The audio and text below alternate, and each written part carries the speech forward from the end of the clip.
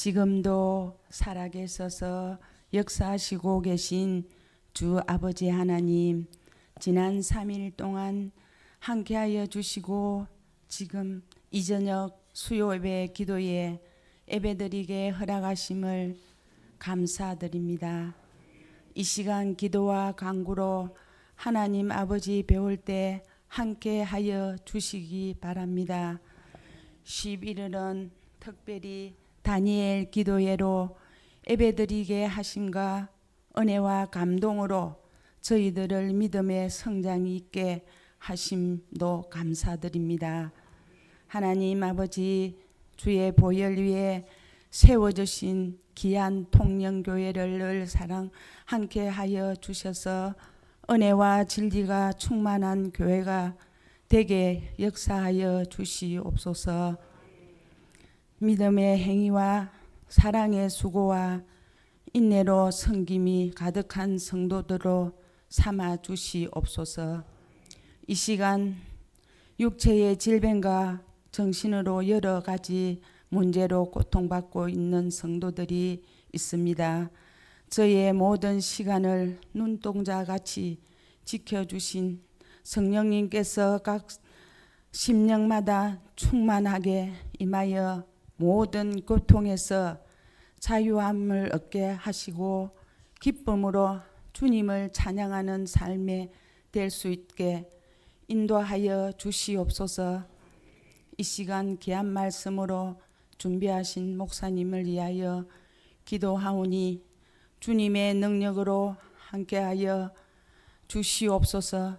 늘 건강하게 축복하여 주시옵소서. 날마다 저희를 인도하시는 예수의 이름으로 기도합니다. 아멘.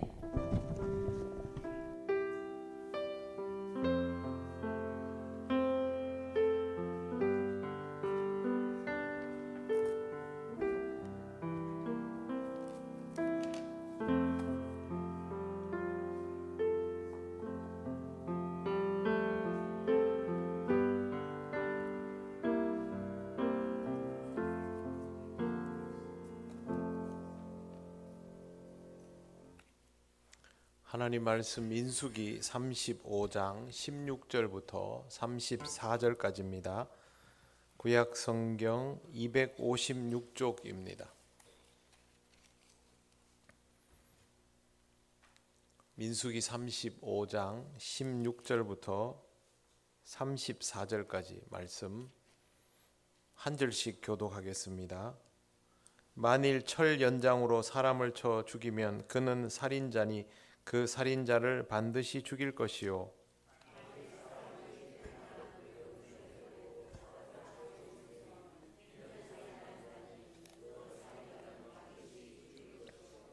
만일 사람을 죽일 만한 나무 연장을 손에 들고 사람을 쳐 죽이면 그는 살인한 자니 그 살인자는 반드시 죽일 것이니라.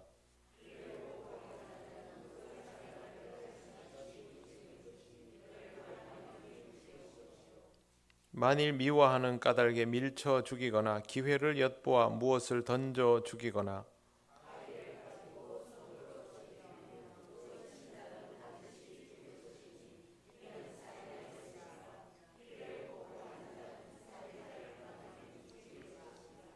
악의가 없이 우연히 사람을 밀치거나 기회를 엿봄이 없이 무엇을 던지거나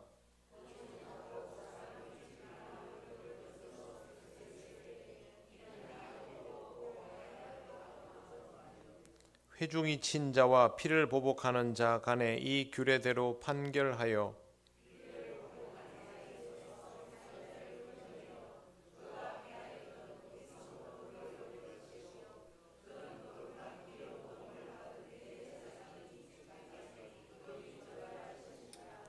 그러나 살인자가 어느 때든지 그 피하였던 도피성 지경 밖에서 나가면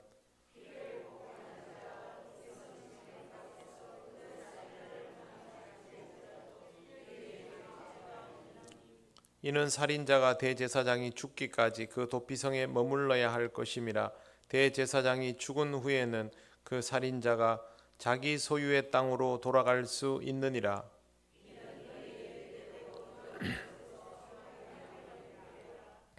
사람을 죽인 모든 자 곧 살인한 자는 증인들의 말을 따라서 죽일 것이나 한 증인의 증거만 따라서 죽이지 말 것이요.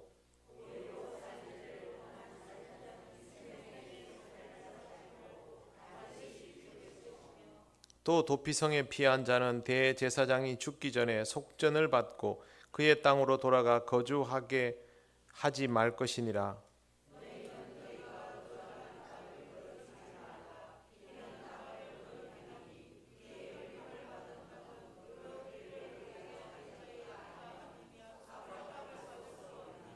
같이 읽겠습니다. 너희는 너희가 거주하는 땅 곧 내가 거주하는 땅을 더럽히지 말라. 나 여호와는 이스라엘 자손 중에 있음이니라. 아멘. 네, 옆에 분들 인사하시겠습니다. 네.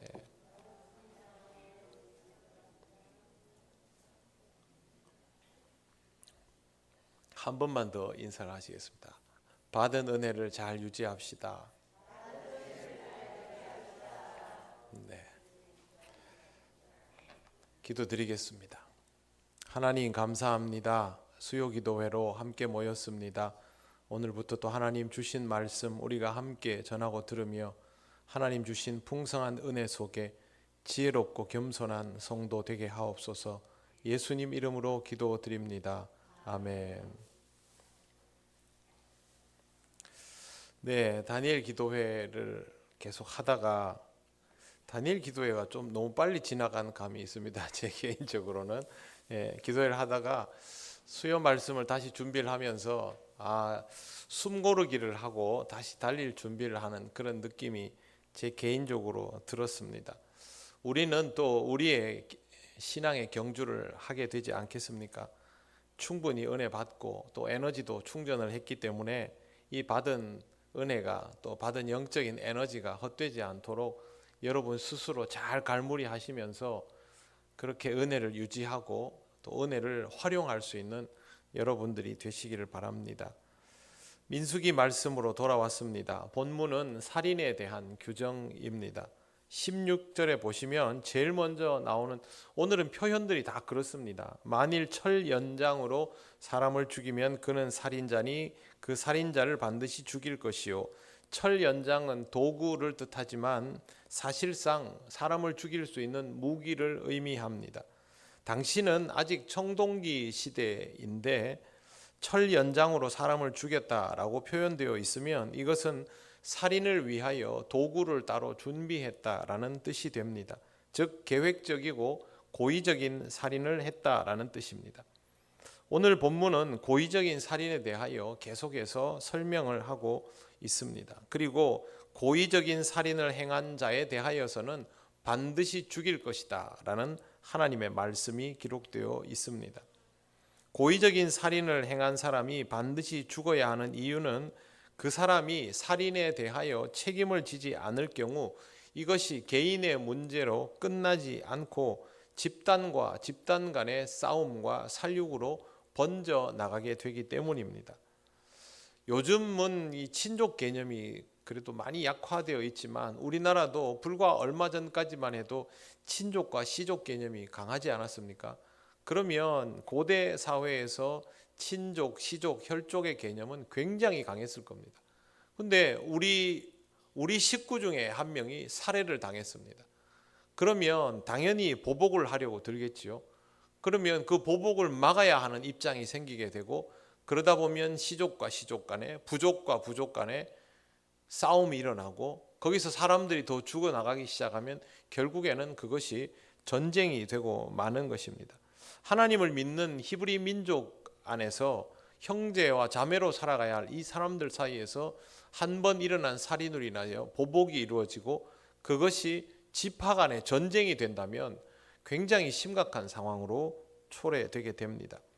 그래서 이런 일들이 일어나지 않도록 하기 위해서 고의적인 살인자는 어떤 경우에도 사형에 처하고 거기에서 보복의 흐름을 멈출 수 있도록 하나님께서 말씀하여 주시는 것입니다.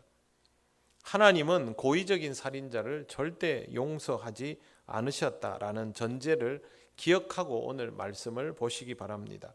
17절입니다. 만일 사람을 죽일 만한 돌을 손에 들고 사람을 쳐 죽이면 이는 살인한 자니 그 살인자는 반드시 죽일 것이요 손에 들 만한 돌을 드는 것도 마찬가지로 고의적인 살인입니다. 이렇게 사람을 치기에 좋은 사이즈를 골랐다라는 것 자체가 그렇게 사람을 공격하여 죽이기로 마음을 먹었다라는 것입니다. 우발적으로 공격을 할 것이라면 옆에 뭐라도 집어들고 싸우게 되겠지만 죽이려고 드는 돌은 그와는 다른 의미입니다. 그래서 이것도 고의 살인이 됩니다. 18절 만일 사람을 죽일 만한 나무 연장을 손에 들고 사람을 쳐 죽이면 그는 살인한 자니 그 살인자는 반드시 죽일 것이니라. 몽둥이를 사용해서 사람을 때려서 죽게 만들면 이와 같은 경우가 될 수 있습니다. 성경에 보면 도구를 사용해서 사람을 죽이면 거의 이런 경우에 해당된다라고 보아야 합니다. 19절 말씀 피를 보복하는 자는 그 살인한 자를 죽일 것이니 그를 만나면 죽일 것이요. 피를 보복하는 자라는 말은 복수하는 자를 이릅니다. 복수를 맡게 된 사람, 복수해야 할 역할을 자기 시족으로부터 맡은 사람은 살인자를 죽일 수 있다라는 것입니다. 이건 살인으로 적용되지 않습니다. 우리가 일반적으로 알고 있는 것은 살인자를 사형시킬 때는 사형 집행인이 따로 있는 경우들이 많습니다. 우리나라 역사에도 보면 망나니 같은 이들이 사형 집행을 하거나 하지만 이 당시에는 그렇게 하지 않고 같은 시족에서 대표하는 누군가가 나와서 복수할 수 있도록 그렇게 해서 살인이 멈춰지도록 하신 것입니다. 보통 이런 일은 피해자의 친족 중에 가장 가까운 사람에게 그 역할이 부여되고 있습니다. 자, 이제 20절을 보십시오.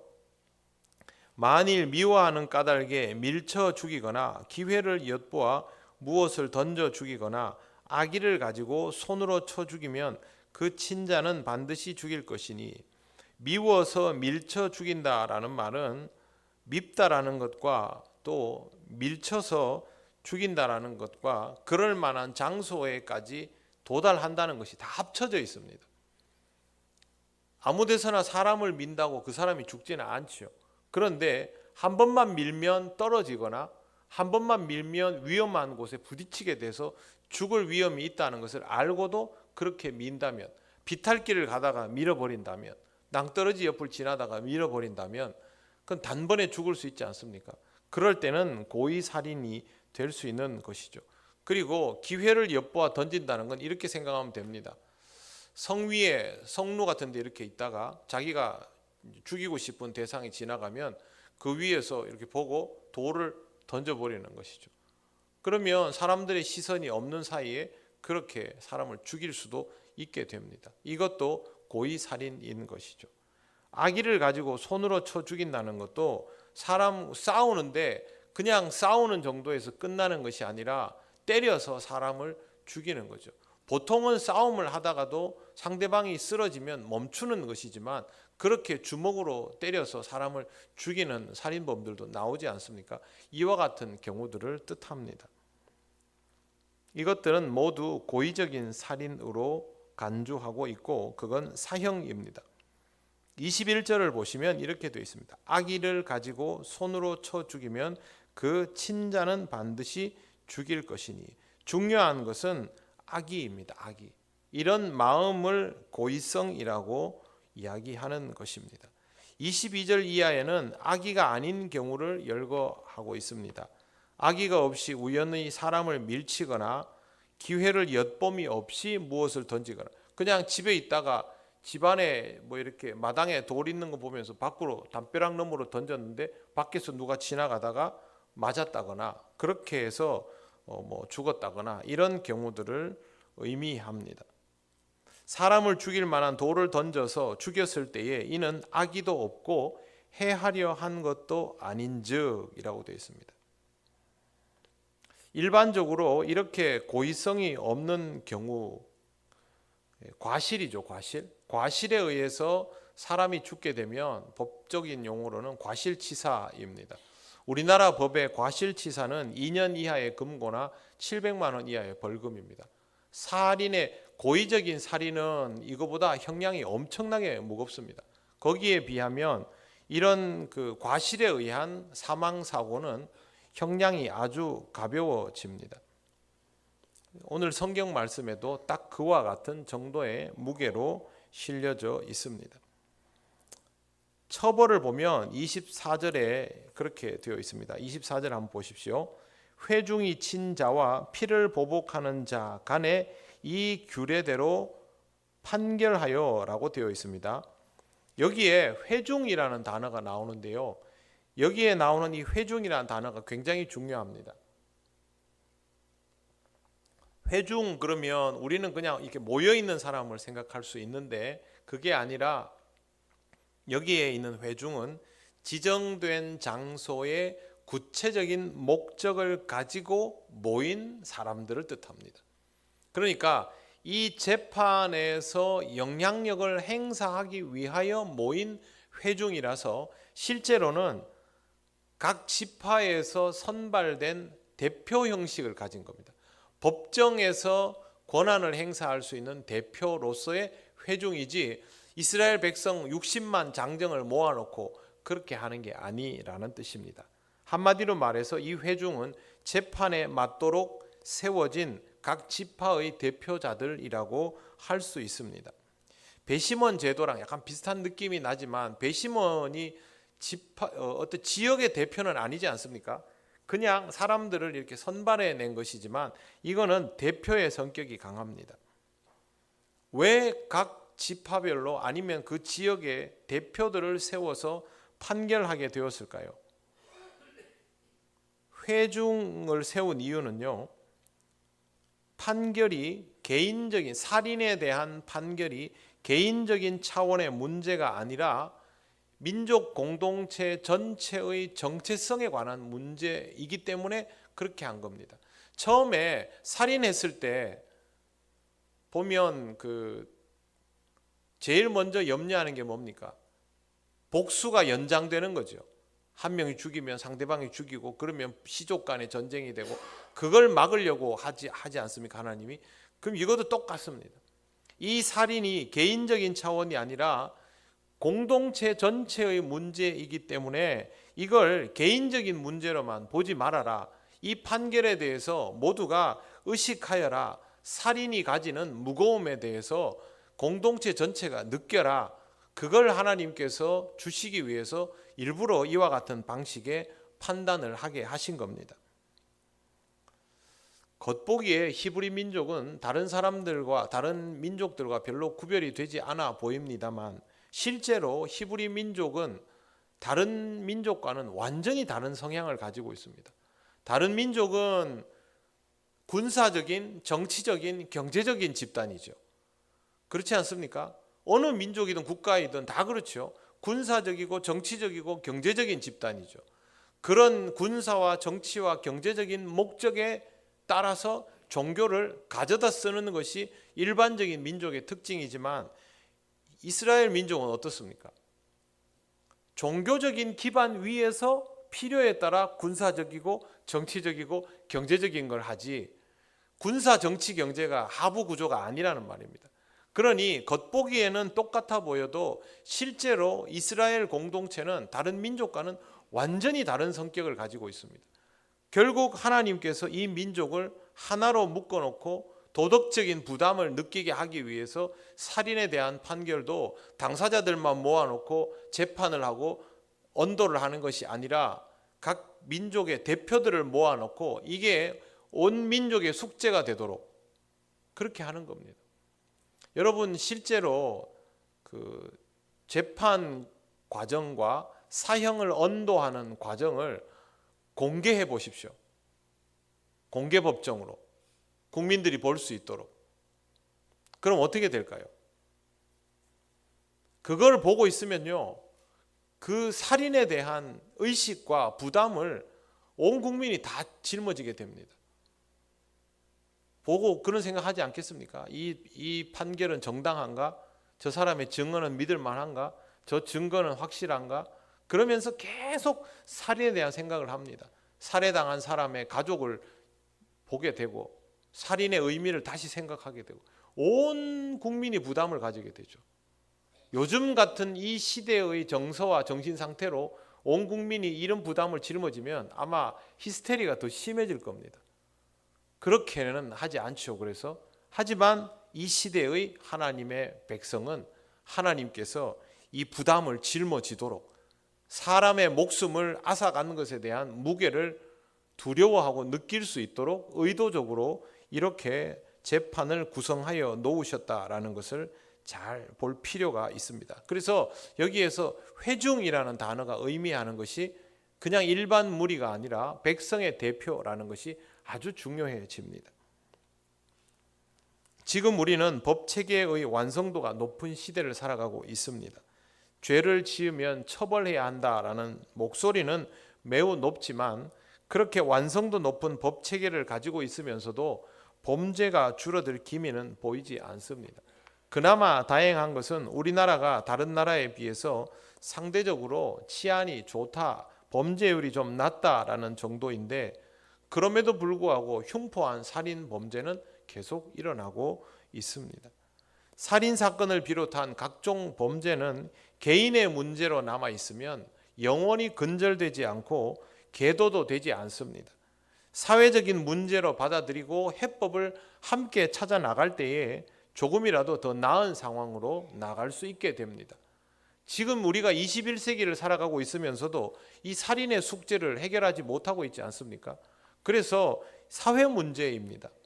이 문제를 가지고 우리가 함께 고민하면서 풀어야 할 부분인데 하나님은 처음부터 이것을 신앙적으로 접근하고 공동체적으로 이해하고 받아들이도록 그렇게 법을 제정해 주셨던 것입니다.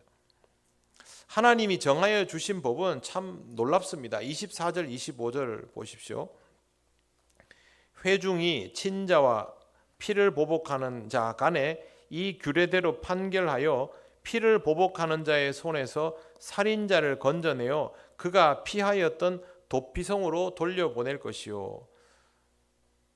부지 중에 살인한 사람, 고의성 없이 살인한 사람이라도 이미 누군가를 죽였기 때문에 피해자의 가족에게는 원한과 분노가 발생한 상태이죠.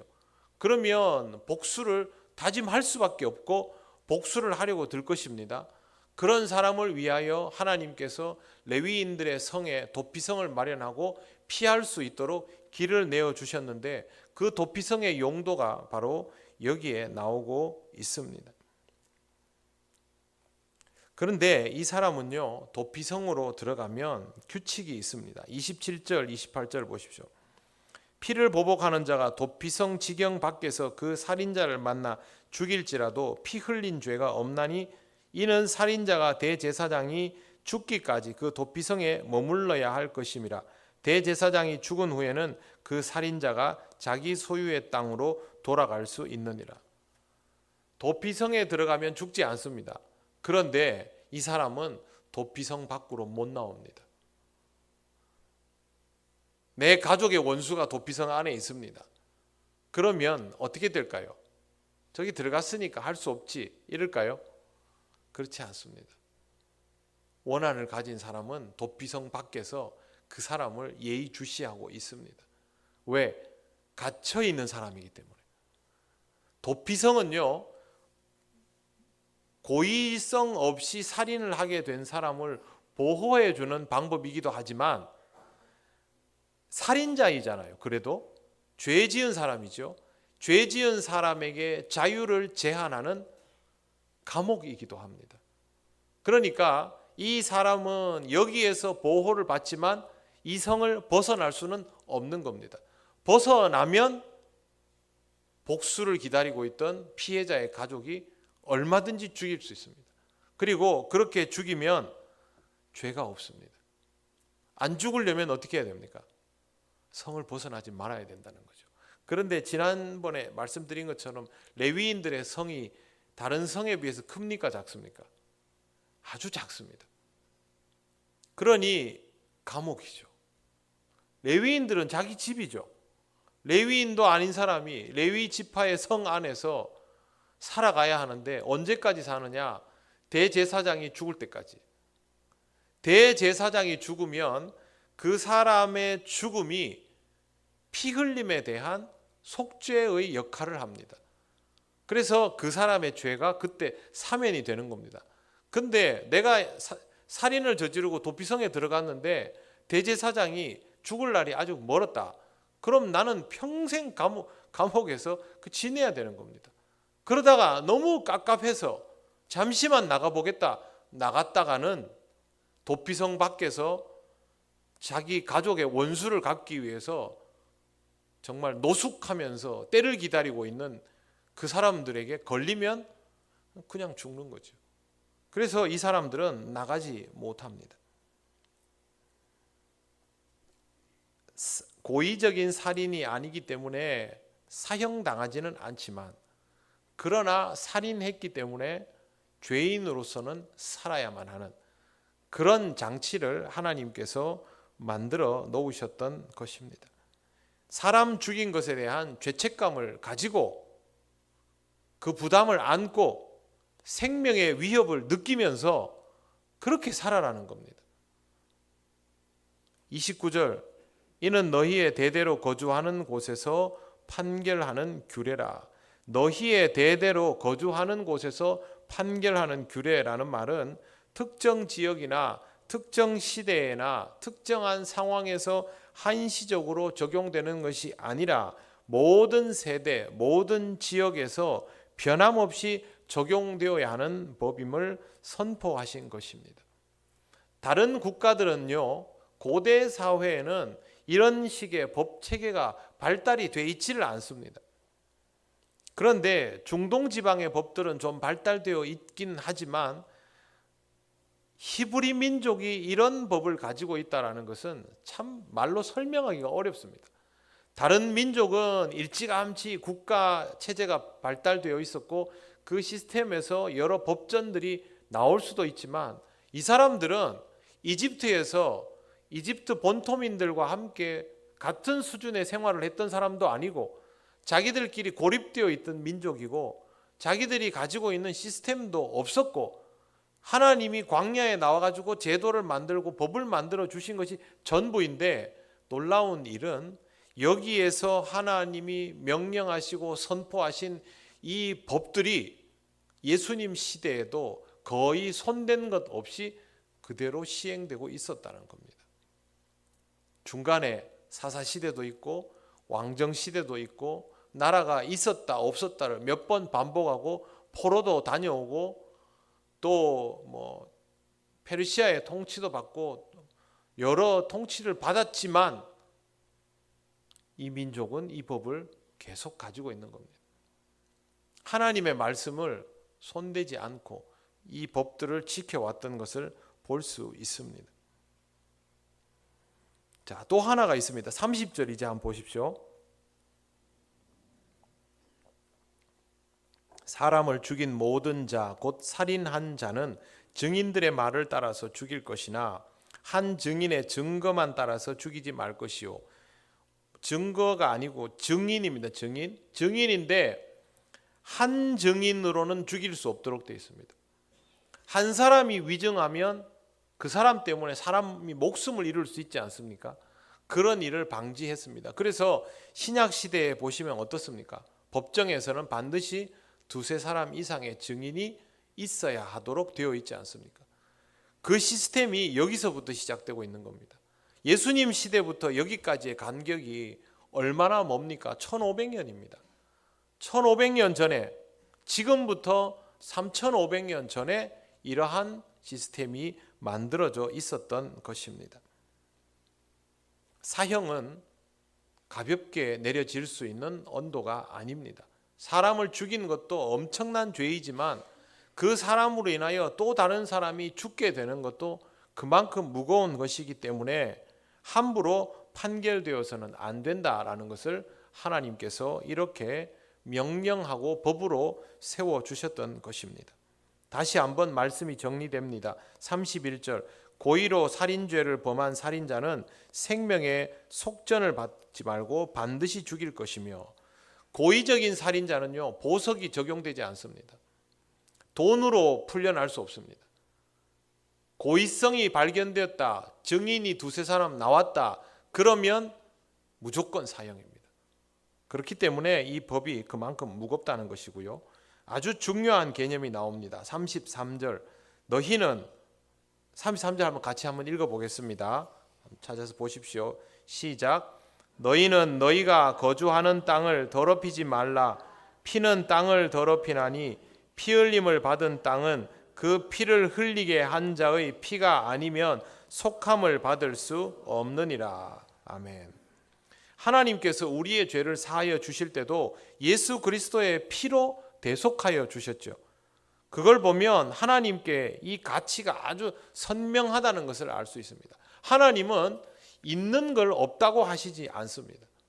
죄가 있으면 그 죄에 상응하는 무언가로 대가를 치루어야 그 죄가 도말되도록 해놓으셨습니다. 그래서 핏값을 치루어야 한다라고 분명하게 말씀하셨고, 그것 때문에 예수 그리스도께서 이 땅에 오셔서 십자가를 지고 피 흘려 죽으심으로 우리의 죄가 사해지는 것이고, 좀 전에 설명드린 것처럼 이 부지 중에 살인한 사람들의 죄가 사하여지는 것도 대제사장이 죽어야 용서가 되는 겁니다. 그러니까 하나님은 공짜가 없었던 거죠.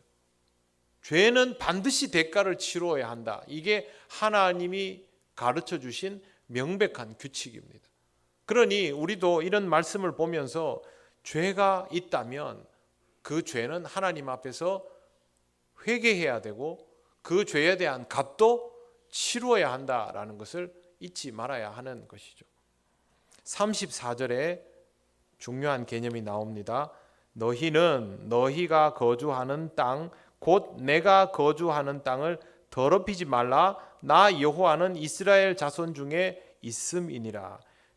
자, 첫째, 하나님이 거주하는 땅을 더럽히지 말라. 두 번째, 하나님은 백성 중에 거하신다. 이 땅에서 이스라엘 백성이 하나님을 봅니까? 볼 수 있습니까? 단 한 번도 볼 수 없습니다. 그러면 하나님이 살아계신다라는 것을 그들이 물리적으로 확인할 수 있습니까? 그건 불가능합니다. 오직 모세를 통하여 하나님은 말씀하시고 무언가 좀 특별한 것들이 보이긴 하지만 그것이 모두에게 객관화시킬 만한 것들이라고 단언할 수는 없는 상태로 광야 생활이 이루어졌습니다. 만약에 하나님께서 이스라엘 백성의 눈에 보이도록 역사하셨다면 이스라엘 백성이 불순종하겠습니까? 할 수가 없죠. 믿음으로 반응하도록 하셨기 때문에 불순종도 일어나게 되는 것이죠. 그런데 보이지도 않는 하나님이 내가 거주하는 이 땅을 더럽히지 마라. 그러면 하나님은 이 땅에 거하시는 것이죠. 뿐만 아니라 하나님이 나 여호와는 이스라엘 자손 중에 있음이라. 그러면 무슨 뜻입니까? 하나님은 이스라엘과 함께 하신다는 거죠. 이스라엘 사람들의 눈에는 보이지 않지만 그들이 물리적으로 확인할 방법은 없지만 하나님은 스스로 나는 너희가 거하는 그곳에 늘 함께한다 이렇게 말씀하고 있지 않습니까? 정말로 중요한 내용입니다. 그렇다면 하나님이 이렇게 법을 제정하여 주시는 것은 그냥 법을 주시는 것이 아니고 이 백성이 하나님과 함께 살아가야 한다라는 것을 알려주시는 겁니다. 이스라엘은 하나님이 주신 법을 지키면서 하나님의 백성으로 살아가야 합니다. 그것이 하나님 나라 안에 거하는 삶입니다. 지금 이스라엘은 하나님 나라 안에 있는 것이죠. 하나님 나라 안에서 하나님의 법을 따라서 하나님과 함께 살자라고 말씀하신 겁니다. 하나님이 이렇게 말씀하시면 이스라엘은 이걸 깨달아야 합니다. 하나님은 우리에게도 말씀하십니다. 똑같은 말씀을 하십니다. 내가 거주하는 땅을 더럽히지 말라. 내가 거주하는 이곳을 더럽히지 말라. 거기는 너희만 있는 것이 아니라 나도 너희와 함께한다. 그럼 우리는 늘 하나님을 의식하면서 살아가야 하고 하나님의 말씀을 지켜나가야 한다는 것이죠. 다니엘 기도회를 하면서 기도할 때마다 제일 먼저 많이 들었던 생각이 그겁니다. 하나님께 집중하자. 하나님을 더 의식하자. 내가 말씀을 듣고 기도하는 이 순간순간 하나님의 임재를 놓쳐버리는 때들이 너무도 많은데 그 순간들을 사수해내자. 그 생각을 많이 했습니다. 왜 그러냐 하면 우리는 그런 사람들이거든요. 하나님의 말씀을 늘 들으면서도 그 말씀 따라 살아가지 못할 때가 너무 많고 하나님 앞에 기도한다고 엎드려 있으면서도 순간순간 하나님을 놓칠 때가 많은 사람들이기 때문에 하나님과 함께 있음을, 내가 하나님의 땅에 살고 있음을, 나는 하나님 나라의 통치 아래 있음을 의식하고 훈련해 나가야 하는 것이죠. 그걸 하라고 하나님께서 이렇게 계명을 주신 것입니다. 살인은 인류의 커다란 숙제이고 죄악의 극단입니다. 아무리 세상이 선진화되어도 종교들이 진화하고 발전한다 해도 살인의 문제는 전혀 해결되지 않고 있습니다. 그런데 이런 인류에게 하나님께서 아주 명백한 해법을 제시하셨습니다. 하나님의 통치 아래에서 살아가라. 신앙적으로 살아가라입니다. 하나님이 제시한 법을 따르는 것이 결국 신앙적으로 살아가는 것입니다. 저는 술을 끊지 못해서 고민하는 분들을 참 많이 봤거든요. 근데 술을 끊고 싶어 하는데 끊지 못하는 분들이 선택하는 방법이 있습니다. 알코올 중독을 치료하거나 예방하는 프로그램 같은데 참여하는 금주 금연 프로그램. 그런데요, 잘 안 됩니다. 저는 그거 해서 성공한 사람 별로 못 봤습니다. 그런데 신앙생활이 궤도에 오르면 한 방에 끊어지는 사람을 많이도 봤습니다. 법으로도 안 되고 치료 프로그램으로도 안 되고 노력으로도 안 되고 의지로도 안 되는데 하나님을 믿으면서 이게 극복이 돼버리는 겁니다. 저는 한 명, 두 명 봐서는 이런 얘기 하지 않습니다. 너무 많이 봤기 때문에 얘기합니다. 살인도 마찬가지라고 생각합니다. 사람이 누군가를 미워하고 죽이고 싶고 해코지하고 싶고 그런 마음을 법으로, 의지로, 노력으로 참는 것으로 해결할 수 있습니까? 안 됩니다. 그러나 하나님이 나의 주인 되시고 내가 하나님의 땅에 살고 있고 하나님이 나와 함께 있고 하나님의 통치 아래 있다라는 것을 인정하면 자동이 됩니다. 신앙생활은요, 자동이 되는 인생입니다. 그게 아니라 제가 그래서 늘 말씀드리잖아요. 신앙은 의지와 노력으로 하는 게 아니라고. 신앙은 하나님이 우리를 자동으로 만들어 주시면 거기에 적응하는 훈련을 하는 게 신앙생활입니다. 그래서 사랑하는 성도 여러분, 하나님의 통치를 받아들이며 살아가시기 바랍니다. 그걸 훈련해야 됩니다. 우리 신앙, 우리가 예배드리고 기도하고 말씀 듣고 교회 와서 사역하고 이거 전부 하나님의 통치를 받아들여가는 훈련입니다. 모래 위에 집을 지으면 모든 것들이 걱정거리입니다. 반석 위에 집을 지으면 걱정거리가 없어집니다.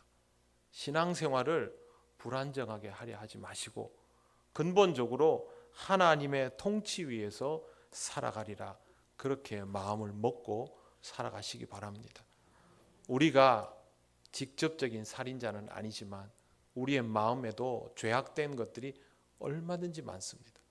그것들을 하나님 앞에 하나하나 내려놓아가며 하나님의 통치 속에서 하나님의 자녀다운 삶을 살아가게 되시기를 바랍니다.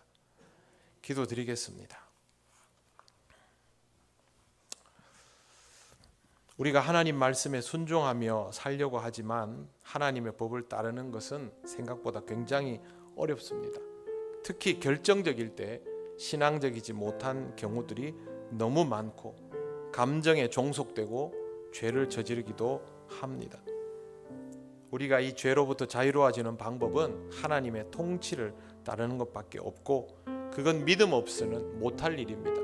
하나님을 경외하지 않으면 못합니다. 그래서 이 시간 이렇게 함께 기도하길 원합니다. 하나님, 저에게 믿음을 주시옵소서. 이 믿음을 지키게 하여 주시옵소서. 말씀에 순종하며 하나님에 대한 경외를 잊지 않게 하옵소서. 결정적인 순간에도 하나님을 의식하게 하옵소서. 이 시간 하나님께 기도드리겠습니다. 아버지 하나님, 은혜를 감사합니다. 하나님께서 늘 붙들어 주셔서 죄 많은 우리들이 하나님의 말씀 따라 한 걸음 한 걸음을 옮겨오고 있습니다. 그러나 하나님 아버지, 아직도 우리의 마음에는 연약함과 불신과 또 하나님 죄악의 여러 모습들이 있습니다. 하나님, 이 모든 것들을 하나님 앞에 다 내려놓으며 하나님의 통치 아래 살아갈 수 있기를 원합니다. 하나님, 우리의 마음이 죄악과 욕망으로부터 노임을 얻기를 원합니다. 하나님 아버지, 결정적일 때마다 쓰러졌던 우리들이 하나님 더 이상 이런 문제로 휘둘리지 않기를 원합니다. 하나님의 통치를 받아들이며 하나님을 경외하며 믿음 안에서 한 걸음 한 걸음을 옮기며 살아갈 수 있는 우리들 되게 하여 주시옵소서. 하나님의 은혜가 늘 우리 가운데 있음에 믿음으로 살아가며 하나님을 기뻐하는 삶이 되고 서로를 복되게 할 수 있는 그런 심령 되게 하여 주옵소서. 하나님, 우리의 모습이 약해질 때마다 우리를 붙잡아 주시고 우리가 기쁜 마음으로 하나님 우리를 인도하시는 그 영적인 훈련에 기꺼이 나설 수 있게 하셔서 하나님 아버지, 하나님의 통치 속에서 우리가 아름다운 믿음의 성장을 이루게 하여 주시옵소서.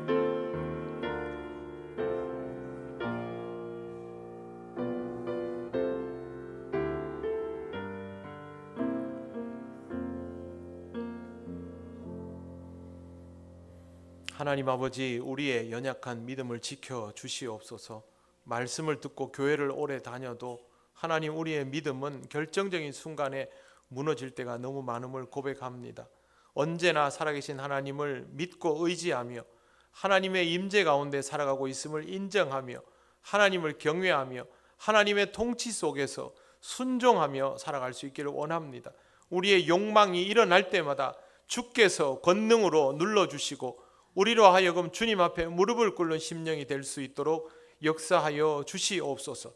하나님 아버지를 떠나서 죄 짓는 삶이 되지 않기를 원하며 하나님 앞에 엎드려 있으며 죄와 악으로부터 자유를 얻기를 원합니다. 구원받은 자답게 우리의 삶이 언제나 하나님 앞에 하나님의 통치를 기뻐하는 심령이 되게 하여 주시옵소서.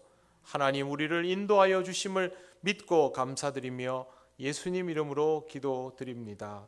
아멘.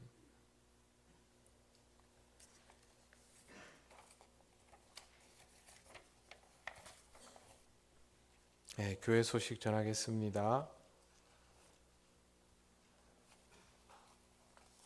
다니엘 기도회는 끝이 났고요. 또 우리의 기도회는 다시 시작이 되었습니다. 제가 원래 제일 많이 들었던 생각이 뭐냐 하면요, 신앙은 훈련이다 였습니다. 훈련되지 않은 사람은 실전에서 아무것도 못합니다. 그래서 저와 여러분은 앞으로 신앙에 필요한 훈련들을 좀 더 열심히 하면 좋겠습니다. 신앙은 누가 해줄 수 있는 거 아닙니다. 여러분 스스로 하나님의 은혜를 사모하며 교회를 통해서 신앙의 훈련들을 더 적극적으로 받으시고 그것을 통해서 더 강건한 그리스도인이 되시기를 바랍니다. 하반기 이후 초청 주일이 12월 24일 성탄절 바로 전날입니다. 기도하며 하나님께 올려드릴 귀한 생명을 마음에 품으시기를 바랍니다. 여러분이 누군가를 위해서 기도하면 하나님은 그 일을 위하여 일하여 주십니다. 그러니 꼭 믿음을 가지고 소망 가운데 그렇게 일을 하시고요. 수첩 진짜 준비해 놨습니다. 저기 수첩이 없는 줄 알고 안 내시는 분들이 있는데 주문 넣어놨습니다. 그러니까 그 수첩에요, 기도 제목, 그 다음에 기도 응답 이렇게 항목이 있는데 나중에 방법을 알려드리겠습니다. 각 페이지마다 쓰셔야 됩니다. 사람 이름을 리스트를 쭉 써놓으면 안 됩니다. 원래 그 사람 놓고 기도할 때는요, 페이지를 해놓고 한 장씩 넘겨가면서 기도해야 안 까먹습니다. 그래서 드릴 테니까 꼭 그렇게 하십시오. 네, 예배 기도회 모두 재개됩니다. 이번 주 금요일부터 기도회는 본당에서 하게 됩니다. 함께 모여서 여러분 하나님 앞에 찬양하고 기도하는 우리들 되면 좋겠습니다. 진주 남로의 남선교회 연합회 총회 결과가 나와 있는데 보시는 것처럼 우리 교회에서 3분이나 사역을 하고 있습니다. 교회를 위해서 사역하고 노회를 섬기며 노회를 건강하게 만드는 역할을 하고 있기 때문에 여러분 꼭 보시고 위하여 기도해 주시기 바랍니다. 김민철 목사님 휴가 중에 있습니다. 기도해 주십시오. 223 남선교회 연합 수련회가 11월 25일 토요일 욕지교회에서 있을 예정입니다. 삼덕항에서 6시 20분 배로 출항하기 때문에 6시까지 맞죠? 장로님? 6시까지 삼덕항으로 23 남성교회 회원들 오시기 바랍니다. 달력은 사무실에서 수령하시기 바랍니다. 다른 광고는 주보 참조해 주십시오. 이제 우리가 다 같이 주님께서 가르치신 기도를 올려드립니다. 하늘에 계신 우리 아버지, 아버지의 이름을 거룩하게 하시며 아버지의 나라가 오게 하시며 아버지의 뜻이 하늘에서와 같이 땅에서도 이루어지게 하소서. 오늘 우리에게 일용할 양식을 주시고 우리가 우리에게 잘못한 사람을 용서하여 준 것 같이 우리 죄를 용서하여 주시고 우리를 시험에 빠지지 않게 하시고 악에서 구하소서. 나라와 권능과 영광이 영원히 아버지의 것입니다. 아멘.